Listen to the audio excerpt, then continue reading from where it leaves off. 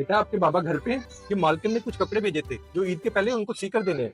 हाँ हाँ बाबा घर पे ही हैं। ये कपड़े मैं उनको दे देती हूँ और ईद से पहले आपको मिल जाएंगे। बाबा ये कपड़े मैडम साहब की तरफ से आए हैं और वो कह रही थी मुझे ये ईद से पहले चाहिए। हाँ हाँ बेटा, वो हमारी बहुत पुरानी कस्टमर है। मैं ऐसा करता हूँ, सबसे पहले उन्हीं का काम करता हूँ। हाँ भाई, वो मैडम साहब के कपड़े सिल गए और मैं लेने आया हूँ। जी जी भाई, सिल गए हैं, पर उसमें से एक सूट थोड़ा मुझसे खराब हो गया है। क्या? वो तुम्हें पता है वो एक सूट 50-50 हजार रुपए का है और तुमने वो खराब कर दिया। ओए अब तुम्हें इन कपड़ों का 1 रुपया नहीं मिलेगा।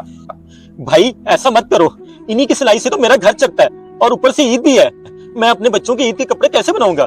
और ये सब तुमने गलती करने से पहले सोचा था। बाबा मैंने आपको कितनी बार कहा है इन भर लोगों का काम मत पकड़ा करें। अगर पकड़ा करें तो ध्यान से किया करें, क्योंकि ये वक्त आने पर सालों का रिश्ता एक पल में भुला देते हैं। बेटा तुम ठीक कह रही हो, इन अमीर लोगों को किसी गरीब की ईद से क्या। चलो अल्लाह तो है ना।